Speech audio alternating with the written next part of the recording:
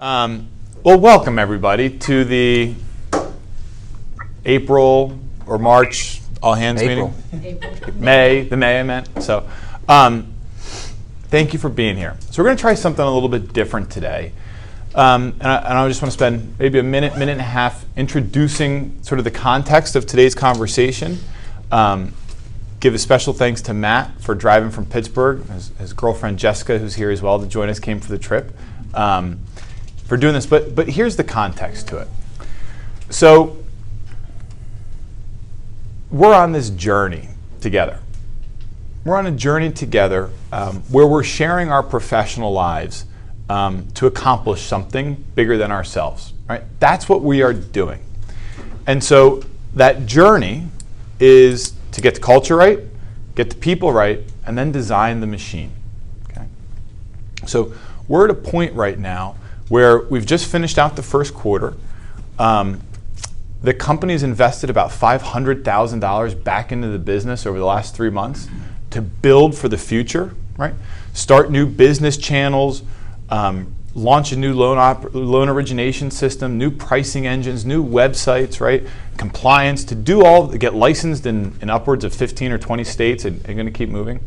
So we made this investment because of the confidence that we have in, one, our culture, and two, our people, right?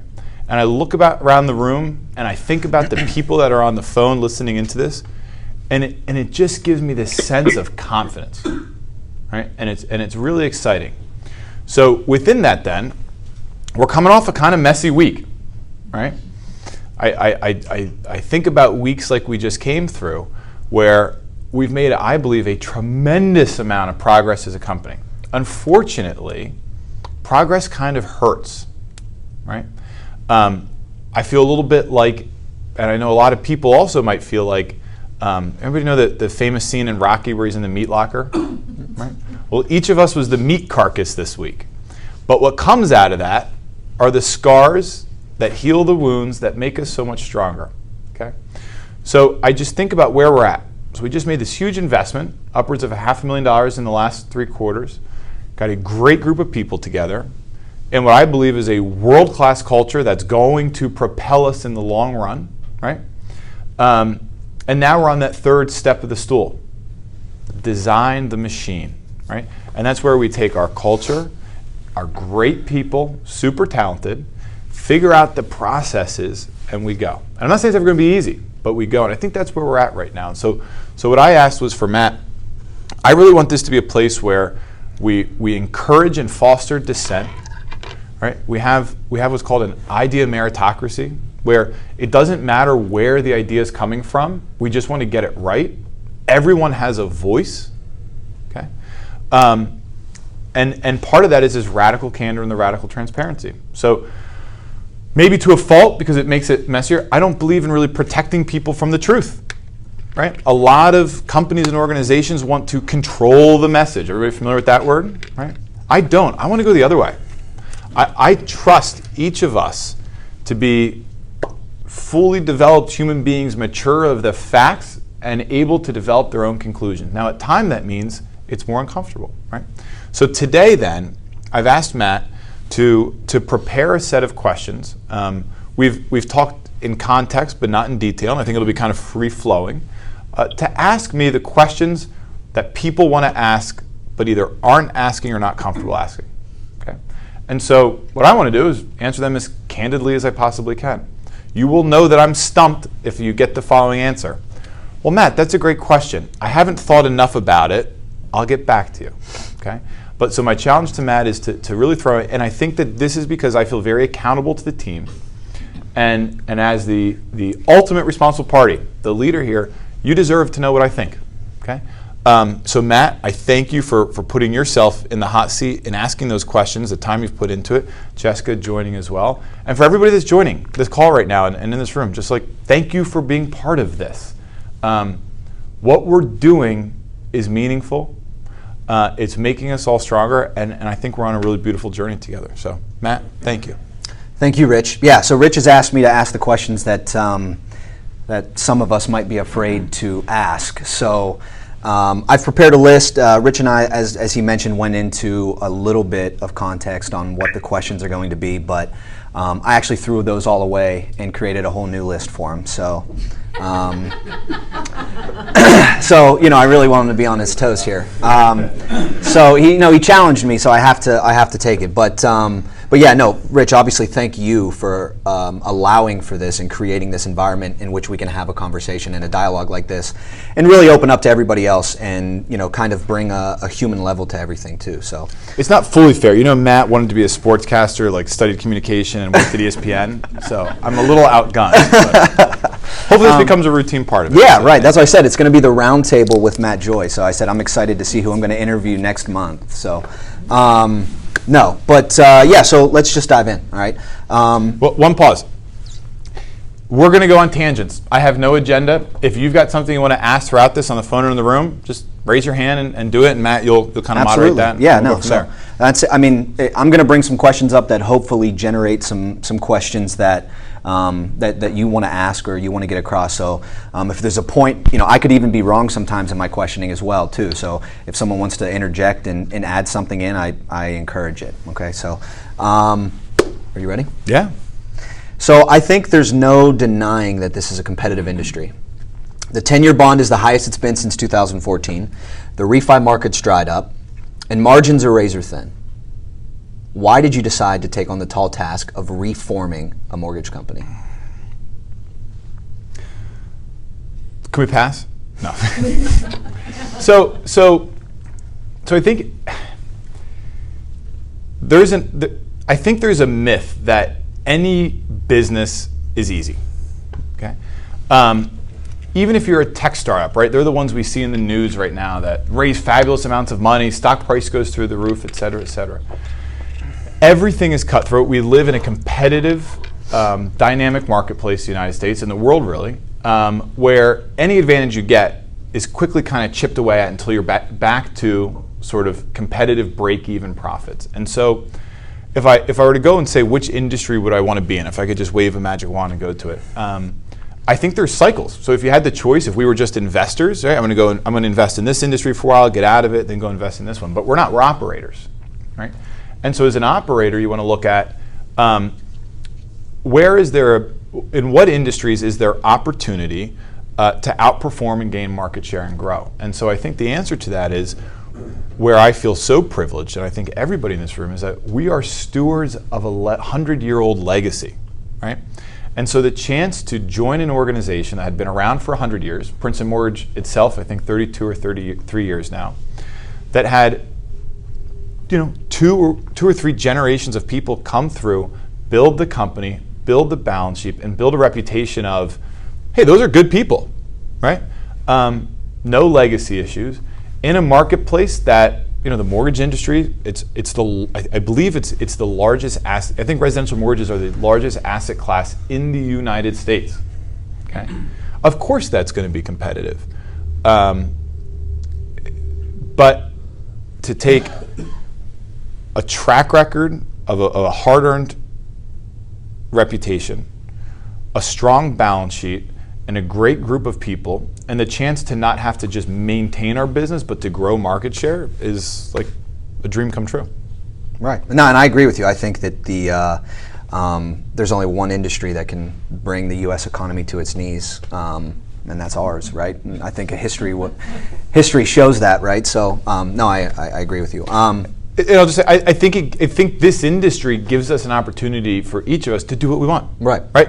You can scale, you can take risk, you have to be operationally really good, you're risking capital, you're dealing with a commodity, so there's markets, you can go across the United States with it. There's a lot of really cool things you can do in it. So I also think it provides enough complexity to outperform within, right? Because there's some high barriers to entry, and it's complex. Right. And so where there is complexity, there's an uncertainty, and those are opportunities to outperform, and I think we're proving that. So with that, obviously, there's a long list of companies, probably some that we've worked for, all of us, right, that have stretched themselves thin by chasing revenues and putting themselves out of business because of it. What have you done, or what are we currently doing to ensure that Princeton Mortgage doesn't fall victim to the same fate as those other companies? So I think, again, we have to look back at our legacy to answer that question and look at how it informs our future. Because each of us, whether or not we know it, are kind of a product of those who have come before us here. And so there's this concept of be long-term greedy, not short-term greedy.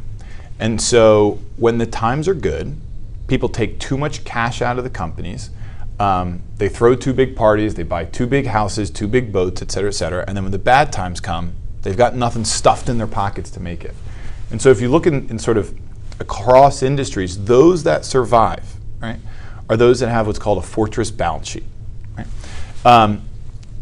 Warren Buffett says something along the lines of, it's really, really hard to go out of business if you have no debt. So I answer that, why have we survived for 100 years? Well, of all the people that have come before us, nobody's raided the company, right? Everybody's earned nice livings for themselves, enjoyed a life, employed thousands of people, and kept reinvesting back into the company and protecting it for sort of future employees and generations that come to be involved with it. So the answer is that it's understanding that you want to have organic growth that you can sustain the punches. So in the companies, the carcass in the freezer, it can take the hits and keep moving. And so that's the goal there, is to continue to maintain a fortress balance sheet and not take on debt. And But this is probably the first time that we've taken on debt as a company, right? Well, we don't have any debt. Well, I mean, this is the first time that we've had to take money out and reinvest it back in. Oh, no, absolutely not. Okay. I mean, constantly you have to reinvest, because reinvestments happen when you kind of change business models or change where you want to go. So there's been many periods throughout the history of the company where you're kind of putting capital aside and you have to make a capital allocation decision. Do we believe that the company and or the business environment is strong enough where we want to invest the capital because we think there's going to be a return on that, and we're investing for future growth? So no, there's just cycles, and when you hit these cycles, you have to ask yourself, and that's when people go out of business, right? And so while we're in a double cycle, we're in the first cycle of the mortgage industry has changed. First, technology changes, right, and consumer preferences, and two, interest rates have gone up, I think, about 100 basis points. So you got to sustain that, and you're going to see companies going out of business and selling right now because they don't have the capital to survive that change in the infrastructure. We also have, as a company, as we've spoken about, a change in our operations of how we've progressed from an affiliated business model to outside retail loan officers, right, inside consumer direct, and then in Pittsburgh with the wholesale team. So that's how you grow. You have to invest in it, right? It takes money to make money kind of conversation. So yeah. Right. No, it's not. Sure. So it's constantly a decision each year of capital allocation. Do we want to reinvest in future growth? And we think now is a good time to do it. Okay. Let's talk about something that I think everybody wants to know, and everybody kind of groans a little bit about it whenever we have these conversations. But we've implemented certain systems, OKRs, one-on-ones, snippets, LDMs, KPI dashboards, number one priorities. In your words, what are these systems that we've created and we've implemented designed to do? Make us each the best version of ourselves individually and then collectively as a company. I look at my own life, and in order to get through the day, right, or the week, and not just be a disaster, I have to have habits. Habits are routines that set us free. And so the teams, right, whether it's in sports, I think that provides my sound, they've got to practice, and they got to do the things, the activities that will lead to the results and the outcomes that they want, right? And so we know that there's some things that we want intrinsic motivation. We want people who are highly motivated getting where they want to go, okay? You have to execute to get there. And so the steady state in sort of American business right now is to get killed by the whirlwind, right? Which is the important and the important and the urgent. If you spend all of your time in the important and urgent, you'll maintain, but you won't grow. You won't grow as an individual, and you won't grow as a company.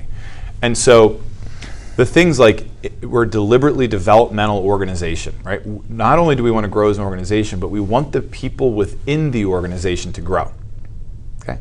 So what does that mean? Right? That means doing things like the one-on-one is really the manifestation of manager as partner, right? To helping you develop, okay? the number one priority is saying, what am I going to do this week to move the football forward, right? What am I going to focus on that's bringing myself and the company forward?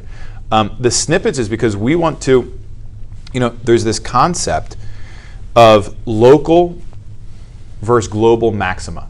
Okay? And so what you see in companies is they scale, and we are a company that is scaling, not maintaining. You get silos, and nobody has any clue what's going on, and then you get fiefdoms, then you get political warfare, and you get all the finger pointing. And so just this week we went through, instead of maximizing what might be best for ops or what might be best for sales, we tried to look at it more collectively and said, what's the best thing we need to do to accomplish our mission, right? So the question starts to change from what do we need to do on a local to a global kind of basis. And so the things that we do as a company, that's the drumbeat of execution, right? And it helps us to share information and gets the global buy-in so everybody can make their own decisions about what we want to do. And it also informs this concept of decision making. So you have to ask yourself, what's the best model? A leader who sits in her office and everybody brings problems and information, she takes it, makes a decision, and kicks that back down, right? Or saying the people who are closest to the work, right, who will feel the most consequences of those decisions are the ones that should be are best informed to make the best decisions. But to do that, we need to have information shared. So that's snippets, that's the OKRs, right? That's opening up conversations so that we're not having a bunch of conversations in the hallways and by the proverbial water cooler, but out in the open, we're debating and kind of allowing everybody to make those decisions collectively. Right. So I think it's no secret that we have a lot of meetings at this company, and I would be remiss if I didn't ask this question. And I think all of us would agree that sometimes we might be tipping the scales a little bit on how many meetings we have towards a little overboard. Do you think that we meet too much, and should our time be better spent executing rather than meeting? So I think there's not an answer for that question. I think that there's seasons. In general, when you're going through what we're going through as a company, right, which is a transition and growth and the desire to scale, one of the things that will absolutely hold a company back is not being in sync, right, and a lack of communication. So there's certainly the death by meeting, or you look at meetings, and the scale can tip, right? But you can look at meetings, which we try to do, as part of our execution. And I argue that a well-run meeting is a time saver, right? And if there is an agenda and it's well-run and it's respectful of people's times and we come to a decision or we come to clear takeaways and we have action items, what you get out of that is saving so much time in the whirlwind later on. So I think as we grow, as we start new initiatives and things like that, we should always evaluate, is this cadence of meetings delivering the results we want? So to bring that together, yes, meetings are very important. They need to be well run. It's how we get in sync. But we can't fall in love with the process of we do these meetings. Instead, we want to always evaluate, are these meetings leading to the desired outcomes we want? And kind of always question that. And do you think that our meetings are leading towards the desired outcomes? Or are we having meetings that we walk away and there's nothing resolved? So I score every meeting I run pretty much, or the most of them I score them, right? How likely would you be to recommend this meeting 1 through 10? Currently, the meetings that I'm hosting are still doing very high net promoter scores, like 50, 60, 70 range. So I think from that, I've got that feedback loop that's telling me they're productive. I think we can talk about, as we have different sales channels, right, distribution channels now, how do you kind of get at a more operational level, sales, ops, and marketing all on the same page. And so right now there's multiple different meetings where ops is addressing its different constituent holders. And so I think we should be thinking about, like, hey, can those be combined, right? And as we start to get in sync, and if the level of noise in the meeting starts to quiet down, right, that means we're probably not accomplishing as much, and we can think about consolidating meetings or shortening them and things like that. Right. So you made a good point about how you collect feedback on your meetings, right? And we had a conversation yesterday where maybe the LDM wasn't the best meeting that we've hosted, right?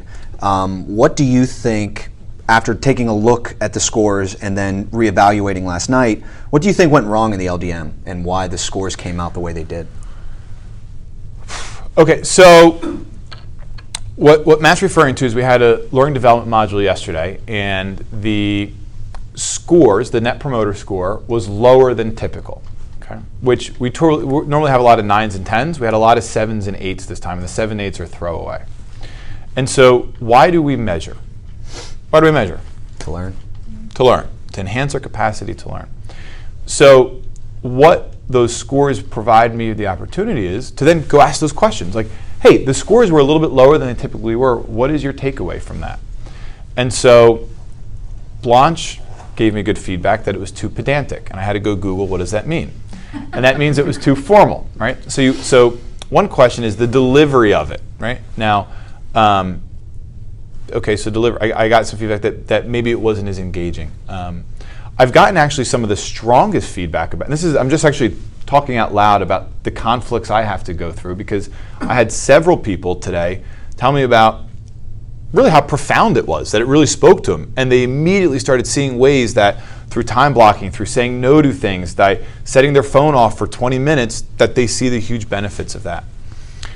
There was other people whom I've gotten some feedback where, Rich, that's not practical. You don't understand what I'm going through. And so I think that there's a piece of any of these LDMs that we can articulate better in a way this is aspirational.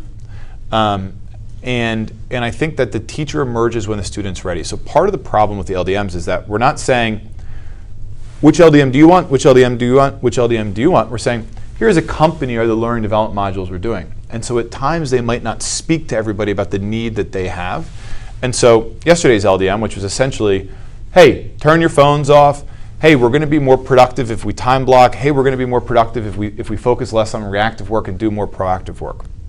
Well, if you're somebody right now who's got a mortgage pipeline that's way overwhelming, that you can barely get through the day, right? And you're responding to 400 emails, and here comes Rich telling you, like, hey, if you want to be more productive, don't respond to emails.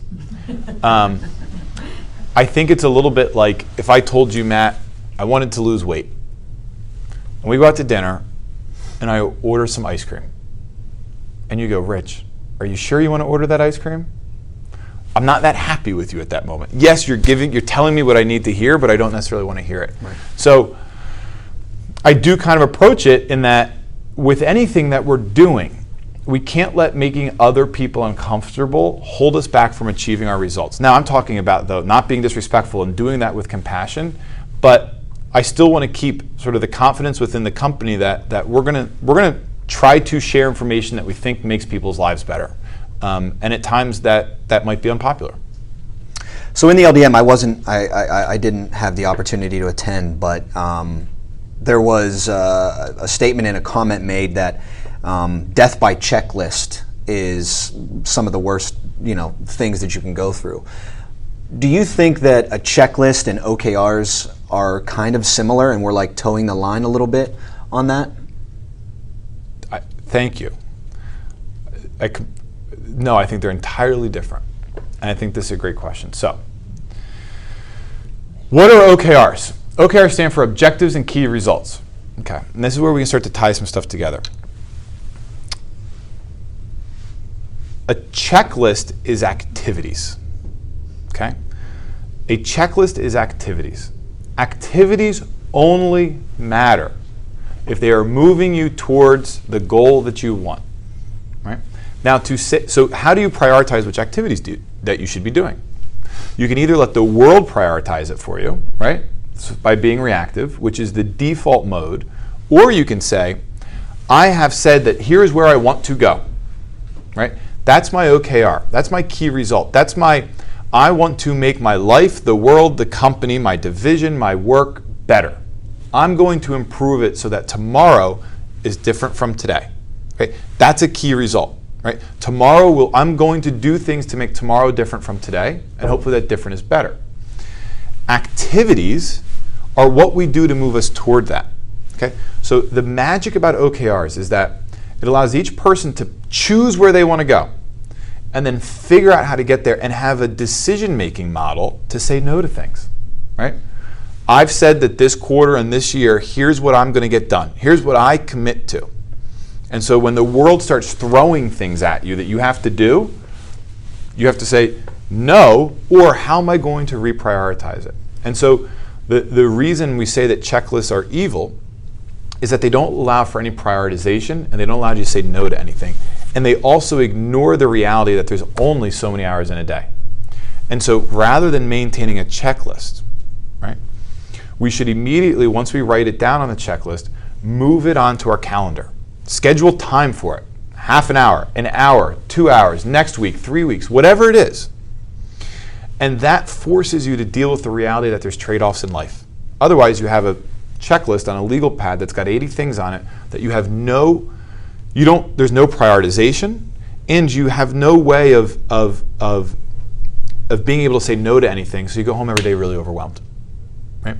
So OKRs are all about, we don't care how busy each of us, like I don't care how busy I am, I don't care how much stuff I did, how many phone calls I did I achieve my results or not? And so why do we have OKRs then? To enhance our capacity to learn. So at the end of a quarter, I work really hard. Everybody here works really hard. I will have done a ton of activities. But if the key results, if I failed to achieve my objectives and key results, then I need to sit down and go, am I doing the right things to help me achieve my results? And if not, what do I need to change so that I can achieve my results next quarter? Does that answer your question about that key result? OKRs and checklists are entirely No, I didn't have the benefit of hearing what you were saying about checklists, so I don't know. But maybe we can leave it up to the crowd to ask, does that clarify the difference between a checklist and an OKR? Yeah? It did. Okay. So our strategy... There are really good checklists. And a really good checklist is a process checklist. Okay? So a to-do list is what I'm talking about. To-do lists are evil. Okay? If I tell you, Matt, I will do something for you, fine, I'll scribble it down, but as soon as I get back to my computer, I'm going to schedule time to do it. That's freeing. Now, having an ops process, having protocols, having checklists that we follow, that frees us up. That's good process for once we've designed a system to do something that if we follow it, it will lead to the desired outcome. That's really good. So that checklist, really good, right? Like checklist for a closing or checklist for underwriting, whatever it might be.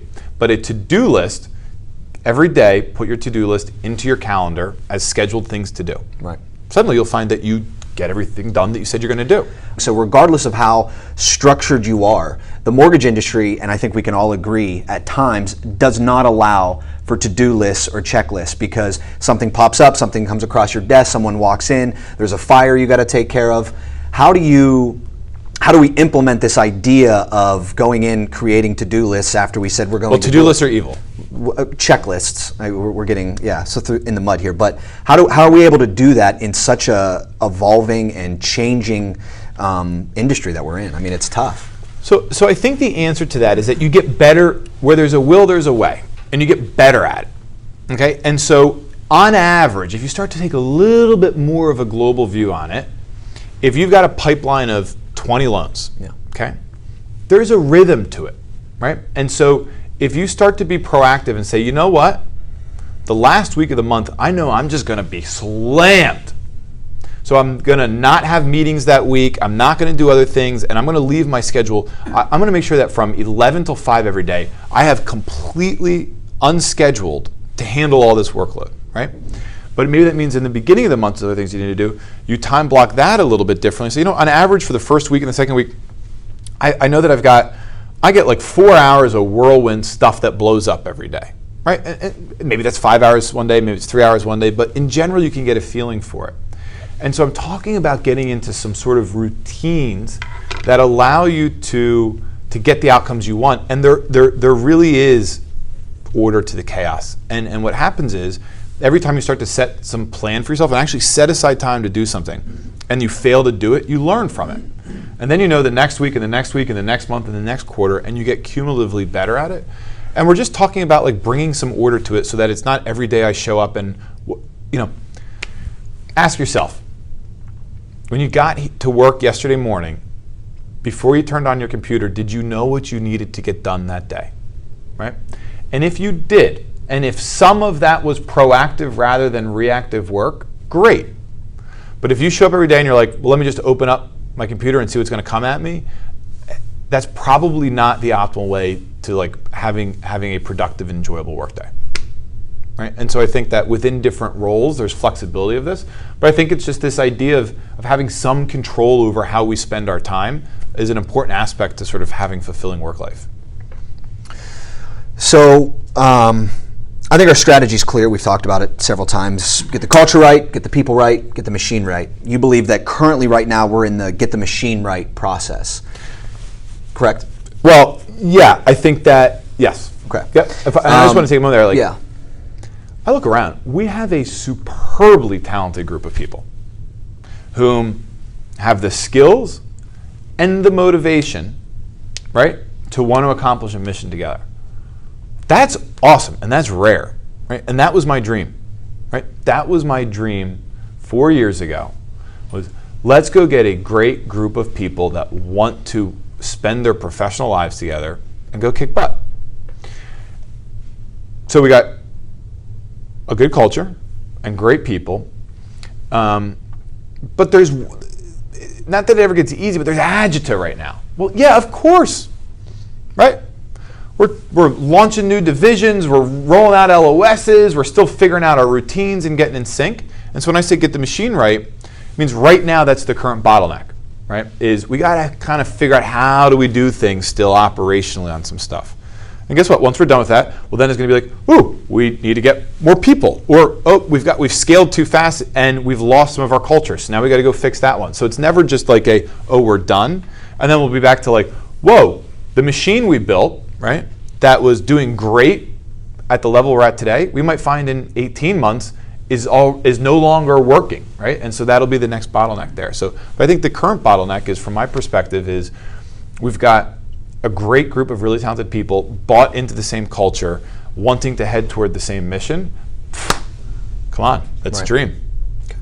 So as you mentioned, we're kind of balancing right now the needs of three very different sales channels, right? And quite frankly, we may have a great team and great people, but I think some of us would agree that we're running operationally a little slim or maybe even understaffed, right? How do you balance the needs of sales without overwhelming operations? Yeah.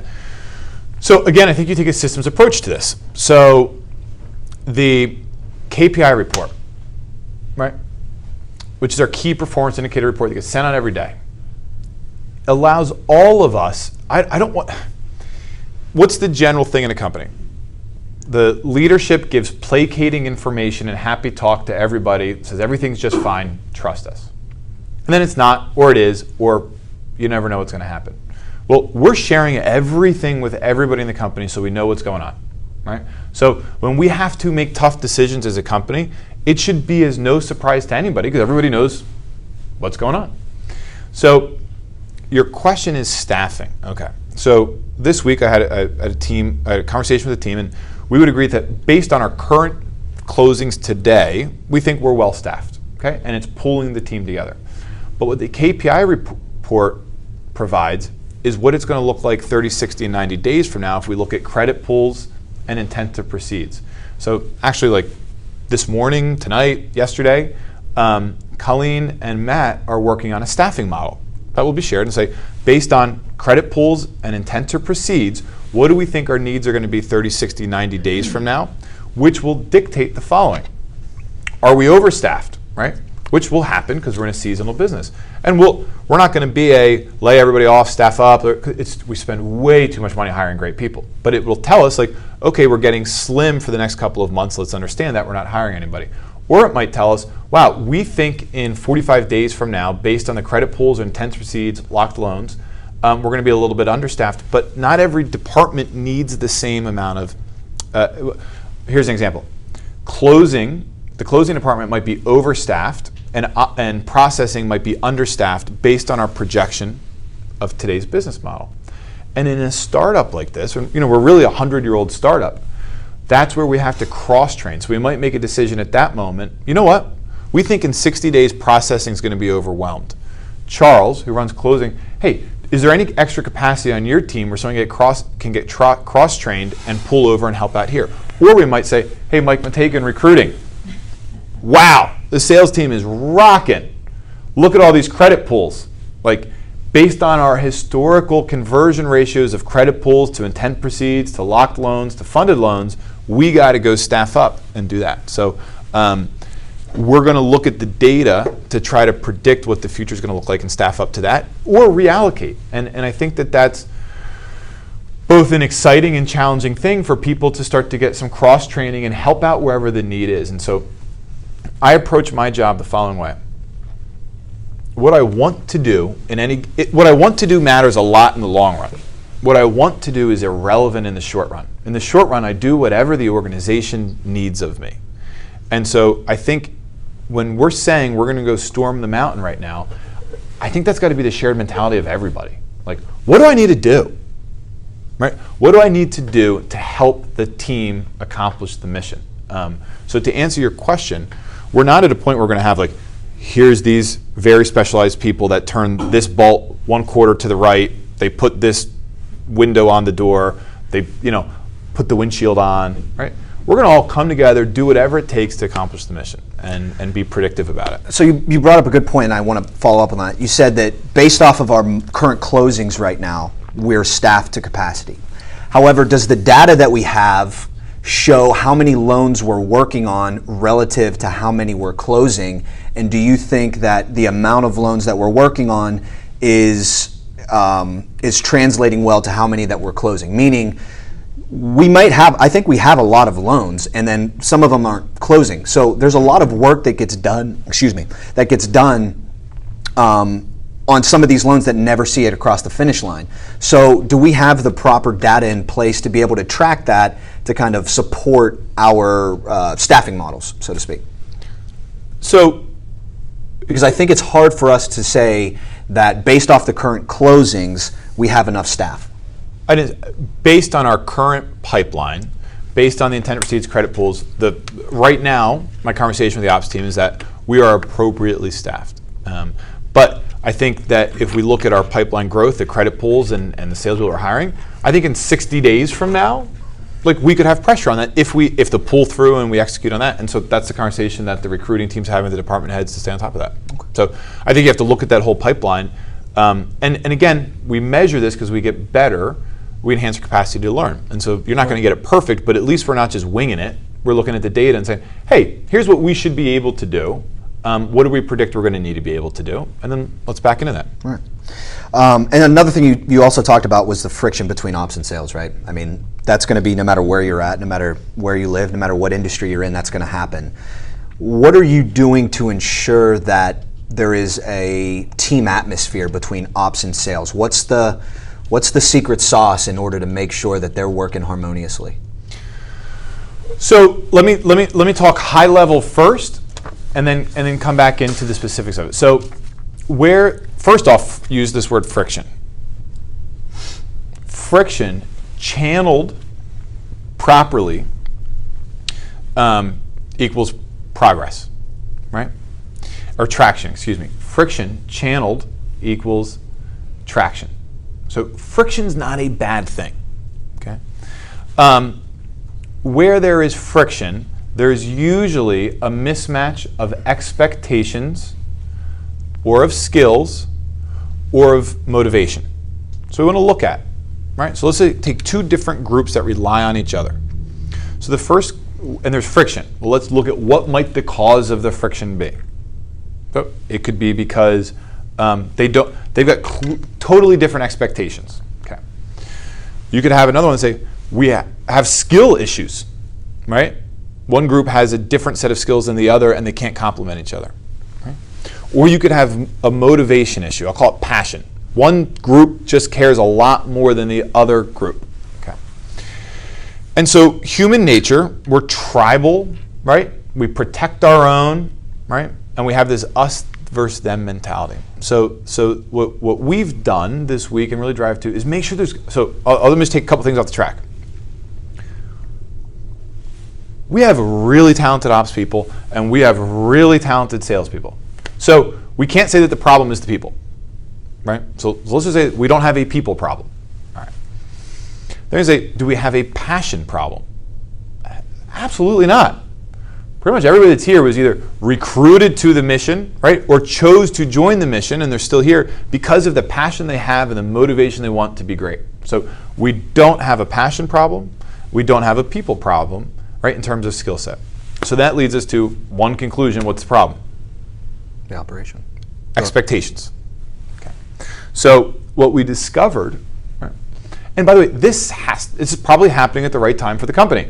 Got a bunch of new people coming together, and we discovered that sort of what sales expectation was did not match operations expectations of how things were getting done, and some friction. So now the question is, how do you handle friction? So you can do it behind closed doors, right, where you get everybody, right, and then you get the leadership kind of going behind closed doors and figuring it out and then messaging that to everybody. Or, as I prefer to do it, because I think it leads to trust, it leads to buy-in, and it leads to better outcomes, is open it up. Let's let the sunlight in. All right, guys, this is not working.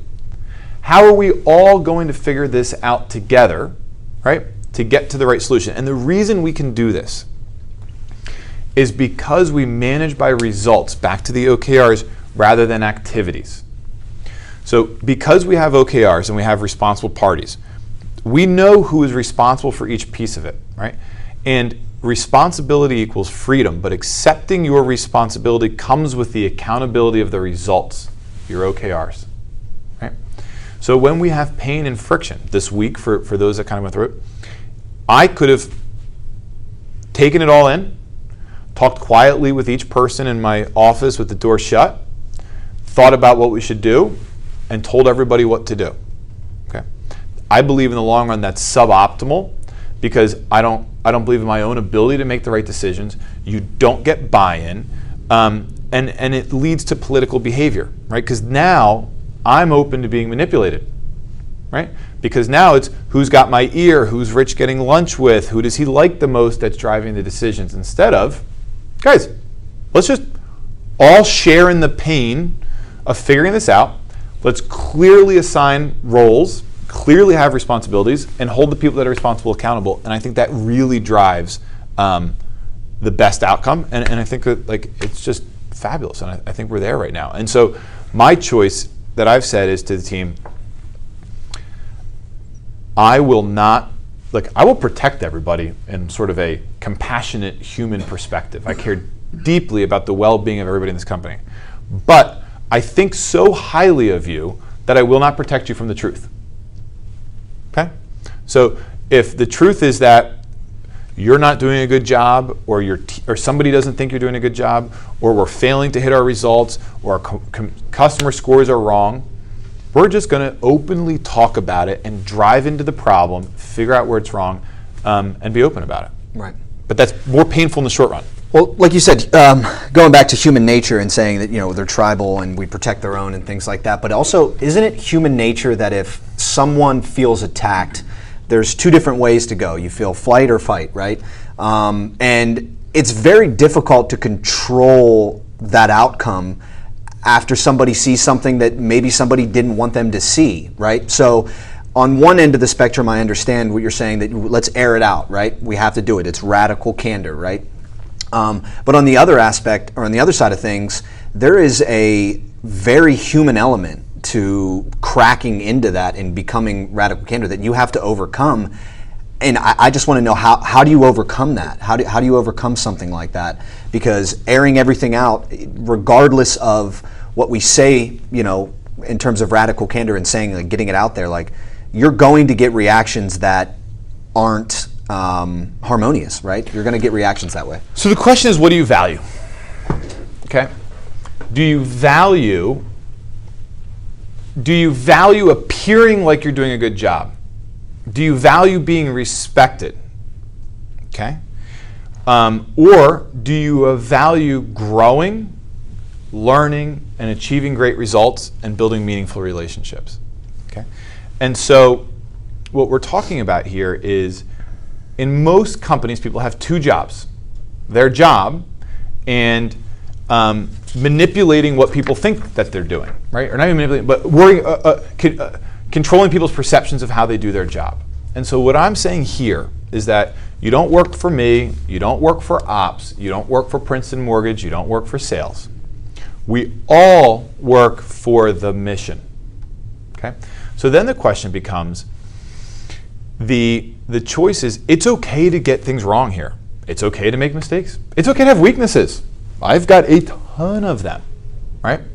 And once you start to be open about it and you're okay to have certain weaknesses, it's not as threatening anymore to get things wrong, right? And so the question is, do you care about being right, or do you care about getting to the right decision and having the best outcome? And so I think it's really important that this radical candor piece requires us to be more focused on getting to the right outcome than individually being right. You'll hear from me sometimes like, I got that wrong. I'm trying to signal to the team, it's okay, right? And hopefully we don't get the same thing wrong every time, but like, is anybody in the room perfect? Right. Does everybody have probably about as many weaknesses as they have strengths, right? So it's building a team of complementary strengths and weaknesses and helping people gravitate toward their strengths in there. So I get back to this other question, and this is a thought experiment that's been done. So anybody, if you've done this, please withhold the answer, but any soccer players in the room? Yes. Jim Guggenheim? Josh on the phone. Josh on the phone. All right.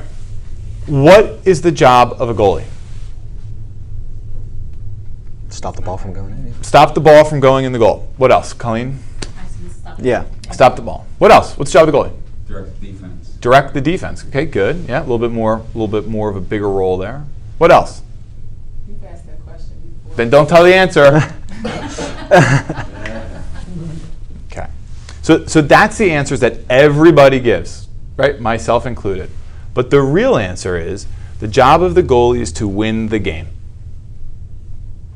The job of the goalie is to win the game. It's the same as everybody else on the field, right? And so as soon as you get the goalie saying my job's this, and the forward saying my job's this, and the left defender saying my job's this, you can't win. Okay? You can only win if everybody's saying my job is to win the game. And so how do we bring sales and ops together to bring it all the way back to your question? I am my father's son, so I can't help just talking. It's not about the ops team. It's not about the sales team. It's not about management. It's not about any of that. It's about all of us doing whatever it takes to win the game. And that's the magic of working in a place like this, where it's mission focused and focused on the development of each person becoming the best version of themselves, where you're allowed to have weaknesses, you're allowed to have mistakes, you're allowed to get it wrong, as long as collectively we're all working to win the game, right? And so when I approach a situation, the proverbial, and it happens all the time, sales versus ops, as long as I know that each of the people on those teams really has the best intentions for the company, right? And in our company right now, they do, then I have no concern about what the outcome of any conflict will be, because everybody's working toward the same mission. Okay. So, I mean, that goes into something here too, where we say this isn't a place for everyone, right? Big egos, and this I'm quoting you, big egos, people who have no weaknesses, live for the weekend, or just want a paycheck, don't do well here, right? How do you ensure that we're weeding these people out? Well, I'll say let me invert that. Let me invert the question. Or avoiding them from coming in. Let me invert the question. How do we ensure that we are attracting the people that we want? Okay, so I'm more concerned about that question, right? And so that is codifying and operationalizing our culture. Why work here? It's the culture and it's the mission. And so it's making sure that everybody understands what that means and can articulate it. And then the question to people that want to join our company, let's say, is making them understand, helping them to understand what the culture is, recruiting to the culture, not recruiting to you as a manager. Come join me, Matt Joy, I'm amazing. Come join me, Rich Weidel, come join. No. come work within our culture and for the mission, right? And it's understanding that the people who will do really well and enjoy what we're building, and because what we're doing is painful, right? Nothing beautiful comes without some suffering. I sent that around as a thought of the day to some of the team this week. Requires you to have a why. And so I ask everybody that I interview, what do you want to get out of life? What do you want to get out of your career? Okay? And if they can articulate what they want out of life and what they want out of their career, and if Princeton Mortgage helps them get where they want to go, it's awesome. It's awesome, right? Viktor Frankl, who was a Holocaust survivor and wrote a book called, I think it's called The Meaning of Life. Thank you, Blanche. Says, I think he quotes Nietzsche, actually. So I think it's a Nietzsche quote. Human beings can survive anyhow if they have a why. And so the thing is that if you want to climb Mount Everest, right, just do something challenging, which will make you the best version of yourself and make all of us the best version of ourselves, you have to have your own why you're doing it. Or else you'll go, this isn't worth it, right? This struggle is not worth it. So it's making sure that we attract people who have a desire for their life and their career and where they want to go, and that Princeton Mortgage, for some period of time, doesn't have to be forever, right? But for some period of time, helps them move in the direction of their dreams. And I think if we do that and we're upfront about the culture, we onboard correctly to that, it'll work. And then, we do other things as well, which is like, if they've been here for 30 days, we launched James Larchell is the first one, so hopefully I don't get mud on my face with saying this. The offer, right? So after 30 days, each new employee is going to be given, they get an email from me that says, if this isn't right for you, you can decide to quit by the end of the day and we'll give you $2,500. Okay? And because the cost of having somebody on the team whom this isn't for them, right? Whether it was our fault for missetting expectations, we've done a bad job onboarding, it's our fault, right? Not their fault. The compassionate thing is to help them get where they want to go, which might be in a different company at that point, and support them on that transition to do that, because we want somebody in every single seat who really wants to be here and who Princeton Mortgage provides an opportunity for them to get where they want to go. Perfect. We're running down the clock here, so I have two more questions for you. Currently, in your capacity as a CEO, what has been your biggest failure to date at this company?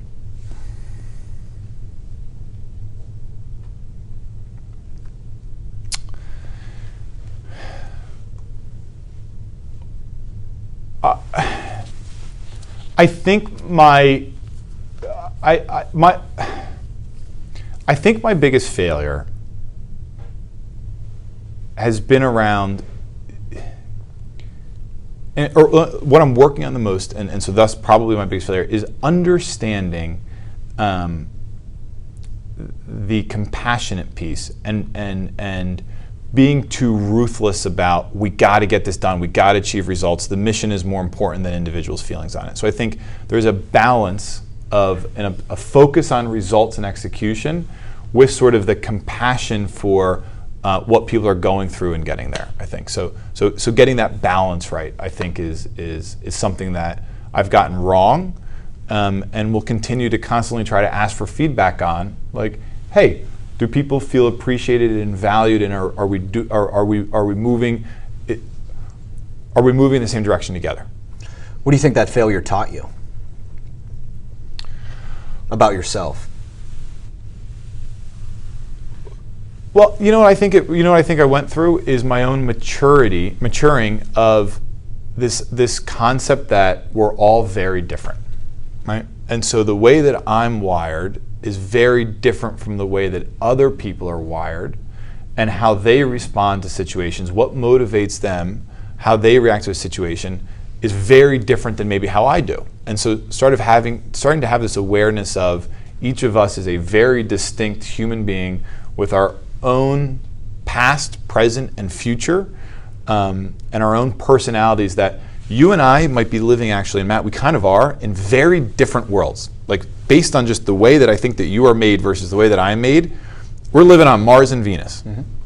And so understanding, that taught me to understand that, and then to start to realize there might be a huge gap between us that before I didn't see. I think it's pretty powerful to learn that, right? Keep learning it. Yeah. I mean, you could probably go on and on and on with what have you gotten right, right? Because I think we've gotten a lot right. I mean, look. I'd start with the people in this room. Yeah. We are a reflection of our team, and so the thing that I would say would get right is, do we have the results that we want? Can we throw up the numbers? No, not yet, right? But we're just getting into this. But I would be so proud for anybody on the outside world to come in and look at our team and say, do you want to bet on us? I think the answer is yes. And so that's what I'm most proud of getting right. Perfect. Does anybody else have any other questions they want to ask? Blanche? No. I want to just give you a big round of applause. It's into you. Mr. Joy, thank you. Yeah. Thank you, everybody.